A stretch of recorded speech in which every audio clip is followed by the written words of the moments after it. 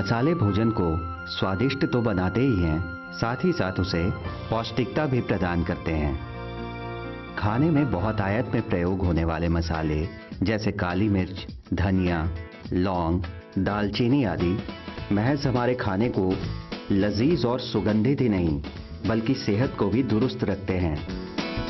खासकर हमारे अंदरूनी अंगों और उनसे संबंधित बीमारियों को ठीक करने के लिए कई मसालों का इस्तेमाल किया जाता है।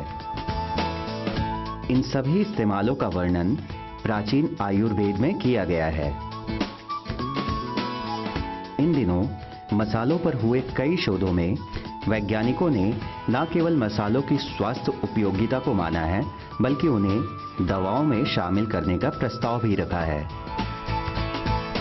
आज की कड़ी में हम ऐसे ही एक बहुउपयोगी औषधीय मसाले की चर्चा करेंगे जिसका इस्तेमाल हजारों वर्षों से होता आया है। हम बात करेंगे हल्दी की।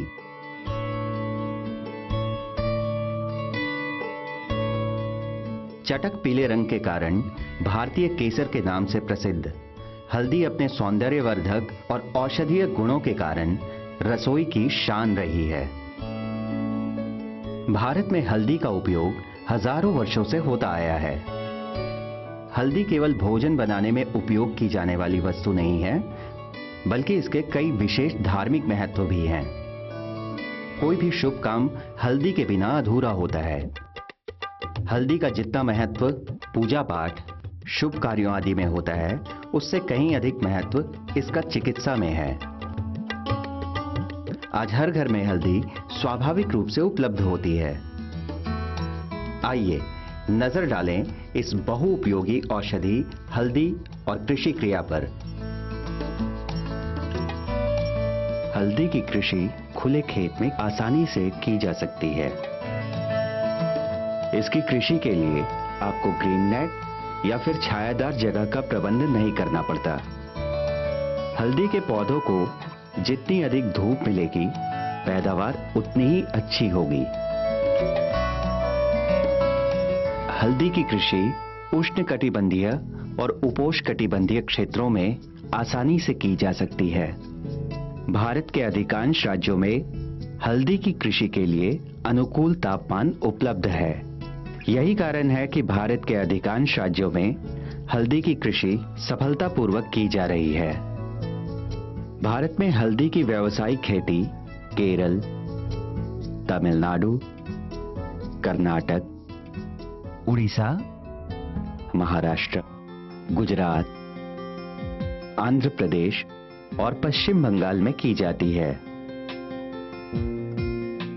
भारत में हल्दी के कुल उत्पादन का लगभग 85% आंध्र प्रदेश और तमिलनाडु से आता है।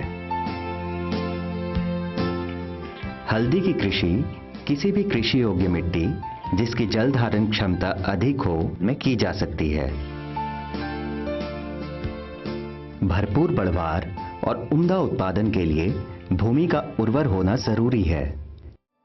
आंशिक रूप से क्षारीय दोमट या मटियार दोमट मिट्टी हल्दी की कृषि के लिए सबसे उपयुक्त मानी जाती है। इसकी सफल कृषि के लिए मिट्टी का पीएच मान 6 से 7.8 के बीच होना चाहिए।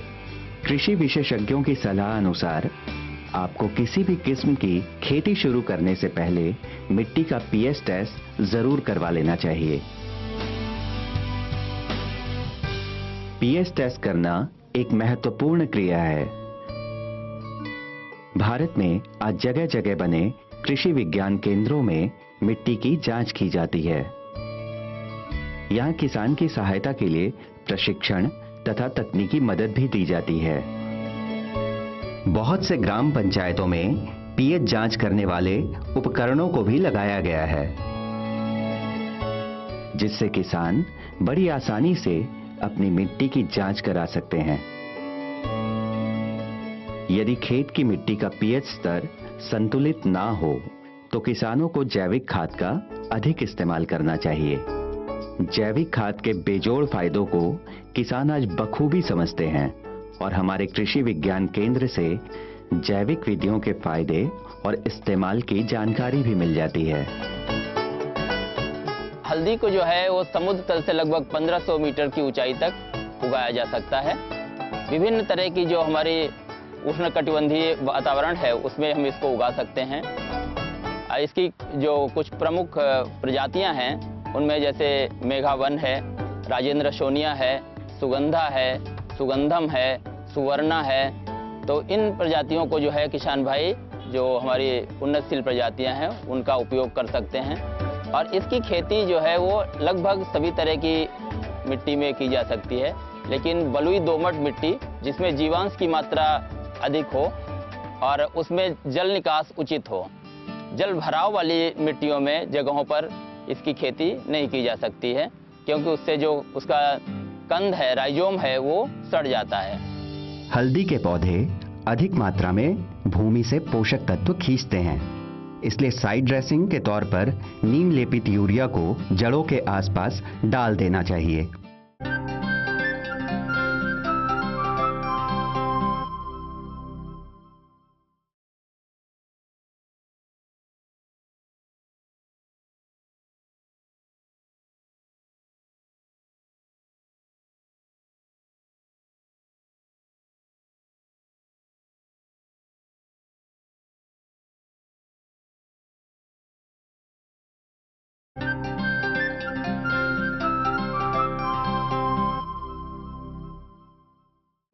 ये जुलाई का महीना है। किसान आज खेत की जुताई कर रहे हैं। जून से अगस्त के बीच का महीना हल्दी की खेती शुरू करने के लिए सबसे उपयुक्त समझा जाता है। खेत की जुताई तब तक की जाती है जब तक कि मिट्टी भुरभुरी ना हो जाए। आखिरी जुताई से पहले उचित मात्रा में जैविक खाद को भी खेत में मिला देना चाहिए। कृषि वैज्ञानिकों के अनुसार जैविक खाद को खेत में इस अनुपात में मिलाएं।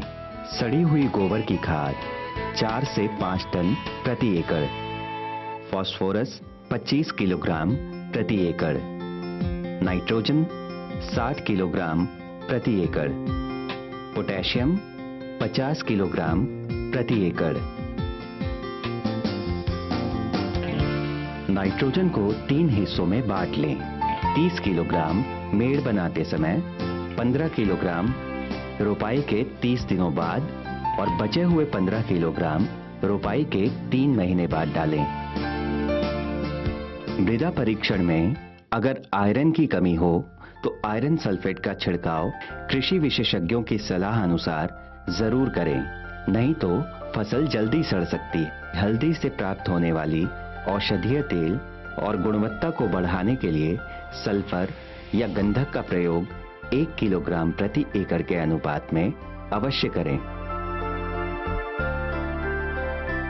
मेड़ अब तैयार है रोपण के लिए। हल्दी को ऊंची मेड़ पर लगाना चाहिए। ऊंची मेड़ पर लगाने से पैदावार अच्छी होती है और किसानों को काम करने में भी आसानी होती है। मेड़ की चौड़ाई कम से कम 1 हाथ रखें और एक मेड़ और दूसरी मेड़ के बीच लगभग 60 सेंटीमीटर या 2 हाथ की दूरी रखें। हल्दी की पौध बीज से नहीं बल्कि गांठ से तैयार की जाती है। ज्यादातर किसान हल्दी की कृषि के लिए पिछली फसल से प्राप्त गांठों को संभाल कर रख लेते हैं। इन गांठों का चयन किसान अपने अनुभव से कर लेते हैं। गांठों को लगाते समय इस बात का ध्यान रखना चाहिए कि इनमें मौजूद आंखें जहां से अंकुरण की प्रक्रिया शुरू होगी उससे ऊपर की तरफ रखें। रोपण के तुरंत बाद इसे अच्छी तरह मिट्टी से दबा दिया जाता है। अगले 20 से 25 दिनों में ये गांठ अंकुरित होकर पौधे का रूप ले लेंगी। कि लगाने की जो पद्धति है उसको हम लाइन में लगाते हैं और 60 सेंटीमीटर की दूरी पर लाइनें रखते हैं और पौधे से पौधे की दूरी जो है वो 30 सेंटीमीटर रखते हैं। इस तरह की करके जो हमारा अब लगाने के लिए जो हमने बीज लिया हुआ है उसको बीज को हम पहले शोधित कर लेते हैं। तो बीज शोधन जो है वो 2 ग्राम प्रति लीटर प्रति किलोग्राम जो हमारा बीज की मात्रा है उसके हिसाब से, चाहे किसी भी फफूंदीनाशक कैप्टान हो या थीरम हो या बाविस्टिन हो, उससे हम शोधित करने के बाद ही खेत में रोपित करते हैं। शुरुआती चरण में हल्दी के पौधों में पानी की अधिक आवश्यकता पड़ती है, इसलिए किसान पानी की उपलब्धता के हिसाब से सिंचाई प्रणाली का चयन कर लेते हैं। जहां सिंचाई के लिए पानी की समस्या होती है, वहां किसान टपक या फव्वारा प्रणाली का प्रयोग करते हैं, और जिस क्षेत्र में पानी की कोई समस्या नहीं हो, वहां किसान बहाव सिंचाई का चयन करते हैं। सिंचाई का अंतराल क्षेत्र के मौसम और मिट्टी की संचयन क्षमता पर भी निर्भर करता है। अच्छी गुणवत्ता की फसल प्राप्त करने के लिए सिंचाई नियंत्रित मात्रा में ही करनी चाहिए। आमतौर पर हल्दी के खेत में हर 10 से 15 दिन के अंतराल में सिंचाई करनी चाहिए। खेत में सिंचाई के लिए इन 2 बातों का ध्यान अवश्य रखें। पहला, समय समय पर खेत का निरीक्षण करके मिट्टी में उचित नमी की मात्रा को सुनिश्चित करें। दूसरा, हल्दी के खेत में पानी बहुत ही संतुलित मात्रा में डालना चाहिए। सिंचाई चाहे किसी भी प्रणाली से हो रही हो, पर इस बात का विशेष ध्यान रखें कि जड़ों के आसपास पानी का ठहराव ना हो। रोपण के 3 महीने बाद ये खेत हल्दी के छोटे छोटे पौधों से लहरा उठे हैं। ये बहुत ही आकर्षक दिख रहे हैं। किसानों को अब बहुत ही सावधानी पूर्वक इसका ध्यान रखना होगा। हल्दी के पौधे अधिक मात्रा में भूमि से पोषक तत्व खींचते हैं, इसलिए साइड ड्रेसिंग या उपरिवेशन के तौर पर नीम लेपित यूरिया को जड़ों के आसपास डाल देना चाहिए। लेकिन उपरिवेशन से पौधों को अधिक फायदा तभी मिल पाता है जब जड़ों के आसपास निराई गुड़ाई की गई हो। इसलिए ये महिलाएं आज दराती की मदद से गुड़ाई कर रही हैं। ये हल्दी की कृषि में एक महत्वपूर्ण क्रिया होती है। क्योंकि हल्दी एक लंबे समय की फसल है, इसलिए समय समय पर निराई गुड़ाई करते रहने से मिट्टी की गुणवत्ता बरकरार रहती है और पौधों का विकास सही ढंग से होता रहता है।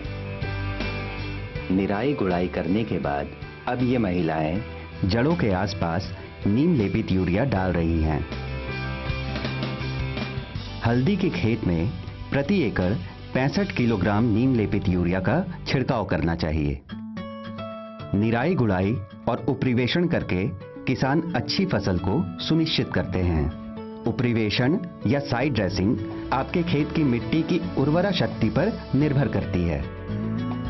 विशेषज्ञों की सलाह लिए बिना किसी भी खाद का चयन करना या अधिक मात्रा में खाद डालने से कुल उत्पादन खर्च बढ़ सकता है।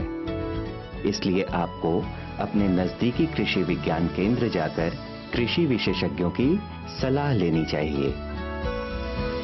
कारखाने के अंदर सबसे पहले इस गोल घूमने वाले लकड़ी के रोटेटर्स में हल्दी को अच्छे से पॉलिश कर दिया जाता है।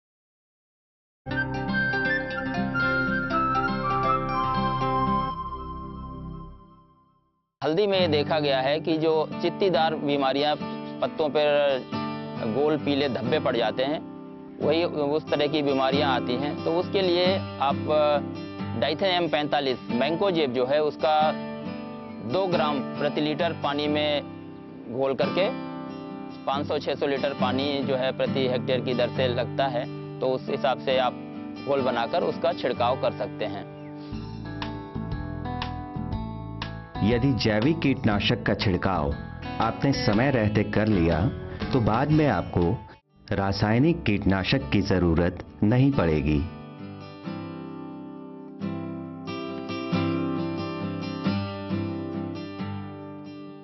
अब हम बात करेंगे खरपतवार प्रबंधन की। हल्दी की खेत में लगभग हर 10 से 15 दिन में खरपतवार की साफ सफाई करना जरूरी है। खरपतवार की साफ सफाई समय पर नहीं करने से पौधों की बढ़वार में बाधा आ सकती है। इस किसान ने खरपतवार की साफ सफाई के अंतराल को अनदेखा कर दिया, इसलिए पूरे खेत में घास फूस बहुत अधिक मात्रा में उगाए हैं। आज ये महिलाएं खरपतवार की निकोनी हाथ से कर रही हैं। हल्दी की जड़ों को नुकसान नहीं पहुंचे, इसलिए खरपतवार की निकोनी हाथ से ही करनी चाहिए। हल्दी की खेती में अधिक खरपतवार का होना फसल पर प्रतिकूल प्रभाव डाल सकता है, इसलिए समय समय पर खेत का निरीक्षण करते रहना चाहिए। आज रोपण किए 7 महीने हो गए हैं। हल्के हरे रंग के ये बड़े पत्ते बहुत सुंदर दिख रहे हैं। पौधों का आकार देखकर किसान ये अनुमान लगा लेते हैं कि हल्दी की अच्छी पैदावार मिलने वाली है। परंतु किसानों को फसल प्राप्त करने के लिए 1 महीने तक और इंतजार करना होगा। इस दौरान खेत में सिंचाई को बंद कर दिया जाता है। कुछ दिनों के बाद हल्दी के पत्ते धीरे धीरे सूखने लगते हैं। जब ऐसा दिखाई पड़े तो समझ लेना चाहिए कि जमीन में हल्दी की फसल तैयार हो गई है।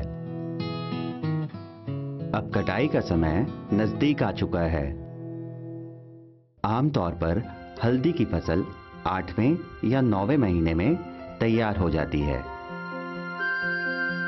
हल्दी की फसल प्राप्त करने के लिए तने को जमीन के स्तर से काट देते हैं। उसके बाद सावधानी पूर्वक हाथ से एक एक कर हल्दी की जड़ों को जमीन से बाहर निकाला जाता है। 1 एकड़ क्षेत्रफल से लगभग 8 से 10 टन हल्दी की प्राप्ति हो सकती है। हल्दी को बाजार में बेचने से पहले उसे उबाल लें और फिर सुखाकर बेचें, क्योंकि उनकी छिलकों में ऐसे हानिकारक तत्व होते हैं जो बहुत नुकसानदेह होती हैं। बाजार में उबले हुए गांठों की कीमत 100 से 150 रुपए प्रति किलोग्राम तक होती है, लेकिन बगैर उबली हुई गांठों की कीमत बाजार में बिल्कुल आधी मिलती है। हल्दी को इकट्ठा करने के बाद जो राइजोम से जो फिंगर्स कहते हैं, जिनको जो आपने देखी होंगी हल्दी की जो गांठ होती है उसको फिंगर कहते हैं, उन फिंगर्स को हम अलग अलग कर लेते हैं और उसको अलग करने के बाद उपचारित करते हैं। उपचारित करने के लिए हल्दी को लगभग 1 घंटे तक, मतलब 50 से 60 मिनट तक उसको उबालते हैं और बड़ी सी कढ़ाई में उसको रख लिया जाता है। उसके बाद पानी डालकर उसको उबाला जाता है और उबालने के बाद वो हल्दी जो है, हल्दी की गांठें जो हैं वो नरम पड़ जाती हैं। उन नरम की पड़ गई जो गांठों को हम वापस बाहर निकालते हैं और बाहर निकाल के 5 सेंटीमीटर या 6 सेंटीमीटर से ज़्यादा की सतह नहीं होनी चाहिए, उस पर हम उसको बिछाकर फैलाकर सुखा देते हैं। सूखने के बाद जो हल्दी तैयार होती है ये हमारी उपचारित हल्दी हो गई। जब ये अच्छे से सूख जाएं, तब इन्हें कारखानों में पॉलिशिंग के लिए भेज दिया जाता है। हल्दी के कारोबारी पॉलिश और पीसने का पैसा प्रति किलोग्राम के हिसाब से लेते हैं। कारखाने के अंदर सबसे पहले इस गोल घूमने वाले लकड़ी के रोटेटर्स में हल्दी को अच्छे से पॉलिश कर दिया जाता है। अगर आप ध्यान से देखें तो रोटेटर में पॉलिशिंग के दौरान छोटे छोटे हल्दी के टुकड़े बाहर गिर रहे हैं। इससे किसानों को हल्दी की छटाई करने में मदद मिल जाती है। पॉलिशिंग के बाद ये खड़ी हल्दी बहुत ही सुंदर और आकर्षक दिख रही है। इस चरण के बाद इन्हें मंडी में बेचा जा सकता है या फिर इन्हें पीसने के लिए आगे भेजा जा सकता है। कारखाने में काम करने वाली ये महिलाएं हल्दी की छटाई कर रही हैं। हमारे किसान ने इस कारखाने को अपने खेत के पास ही लगाया है। ये खुद ही इसे पीसते हैं और बाजार में बेचते हैं। अब ये महिलाएं पिसी हुई हल्दी को बोरियों में भर रही हैं। ये 50 किलोग्राम की एक बोरी है। इस पर किसान लॉट नंबर डाल देते हैं और फिर इसे ट्रक में डाल दिया जाता है मंडी में बेचने के लिए। अंदाजन 1 एकड़ की खेती से 2.5 लाख रुपए की प्राप्ति होती है और उत्पादन का कुल खर्चा लगभग 1,30,000 के करीब आता है। तो 1 एकड़ की फसल से किसान कुल 1,20,000 रुपए तक मुनाफा कमा सकते हैं। हल्दी का जन्म भारत में हुआ। इसका उपयोग 4000 वर्ष पूर्व वैदिक सभ्यता से होता आया है। वैदिक काल में रसोई में प्रयोग किए जाने वाले मसाले के अलावा इसका धार्मिक महत्व भी था। आयुर्वेद तथा यूनानी चिकित्सा ग्रंथों के अनुसार दक्षिण एशिया में हल्दी के औषधीय उपयोग का लंबा इतिहास रहा है। 250 ईसा पूर्व सुश्रुत संहिता में भोजन के सेवन से होने वाले दुष्प्रभाव से राहत देने के लिए हल्दी का एक खास लेप तैयार किए जाने की बात कही गई है। बौद्ध भिक्षुक हल्दी का प्रयोग अपने कपड़ों को रंगने में भी किया करते थे। पिछले 1000 सालों से हल्दी का उपयोग चीन में औषधि के रूप में होता आ रहा है। क्या आप जानते हैं, हल्दी अदरक के परिवार का एक औषधीय मसाला है। हल्दी एक प्रचलित ऑक्सीकरण रोधी, जलन रोधी और कैंसर रोधी घटक है। ये vitamin C, vitamin B6, magnesium, iron, potassium, manganese और आहार रेशे का भी मुख्य स्रोत है। हल्दी का लेप त्वचा संबंधी विकारों को दूर करके उसे सौम्य बनाता है। भारत दुनिया में हल्दी का सबसे बड़ा उत्पादक, उपभोक्ता और निर्यातक है। पूरे विश्व में हल्दी उत्पादन का लगभग 80% भारत में उगता है। यदि निर्यात की बात की जाए तो देश से हल्दी का निर्यात वर्ष 2014-15 में 86,000 टन के करीब हुआ, जो पिछले वर्ष के मुकाबले 8,500 टन ज्यादा है। विदेशों में बढ़ती मांग को देखते हुए ऐसा लग रहा है कि जल्द ही हल्दी की वैश्विक कृषि करने वाले किसानों को बहुत मुनाफा मिलेगा। मैंने हल्दी की खेती को इसलिए चुना क्योंकि ये अच्छा मुनाफा देने वाली नकदी फसल है। ये अन्य फसलों से बेहतर है क्योंकि इसमें ज्यादा कीट भी नहीं लगती। मैं पिछले 3 साल से हल्दी की खेती कर रहा हूँ। ये अच्छा मुनाफा देने वाली फसल है, इसलिए इसकी खेती की तरफ मेरा रुझान बढ़ा। अगली कड़ी में हम बात करेंगे एक ऐसे फूल की जो भारत में बहुत तेजी से प्रचलित होता जा रहा है। इसकी कृषि से हमारे किसानों को मुनाफा भी बहुत मिल रहा है। आज इसका इस्तेमाल घर के बागीचे से लेकर बड़े बड़े कार्यालयों और मॉल की सजावट में किया जा रहा है। इस सुंदर, आकर्षक और कई रंगों में मिलने वाले फूल का नाम है लीलियम।